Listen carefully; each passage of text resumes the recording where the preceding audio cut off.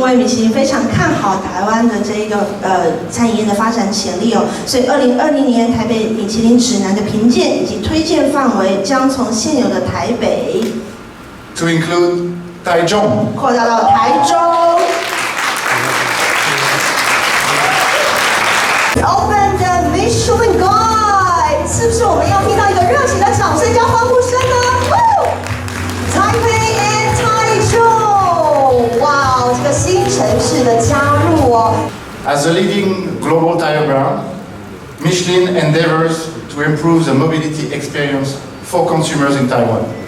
那米其林作为全球轮胎的领导品牌，我们努力的就是不断要提升台湾消费者的移动体验。Consistent with the Michelin brand spirit of mobility and travel, the Michelin Guide encourages people to pursue high-quality lifestyle and unique mobility experiences. 那我们的指南呢，它也承载了我们品牌的这样的一个精神，鼓励我们人们可以去追求一个更高品质的生活，还有独特的移动体验。Today, it's my privilege to announce the great news on behalf of the Michelin Guide. 今天呢，我在这边非常荣幸能够代表米其林指南为大家宣布一个好消息。Perceiving immense potential in the Taiwanese food service industry, the 2020 Michelin Guide will expand its scope from Taipei. 好的，那么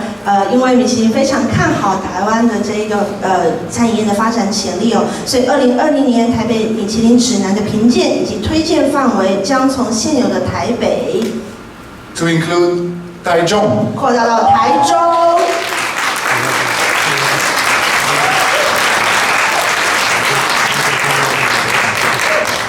so that the world will bear witness the diversity of the Taiwanese culinary culture. 我们希望借此呢，可以让全世界看到台湾丰富的饮食文化。Many cities in Taiwan have demonstrated tremendous gastronomic potential. Therefore, Michelin is honored to recommend restaurants in Taiwan serving uniquely favored menus and chefs with extraordinary culinary skill to our international consumers. 我们发现台湾有很多城市都拥有非常高的饮食能量跟潜力，所以米其林在这边非常荣幸能够借由我们的指南，逐步呢为全球的消费者来提供更多台湾与众不同的风味食物，还有我们这些非常非常厉害的餐厅跟厨师。As the 2020 Michelin Guide expands in scope,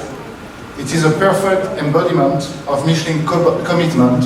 to providing consumers in Taiwan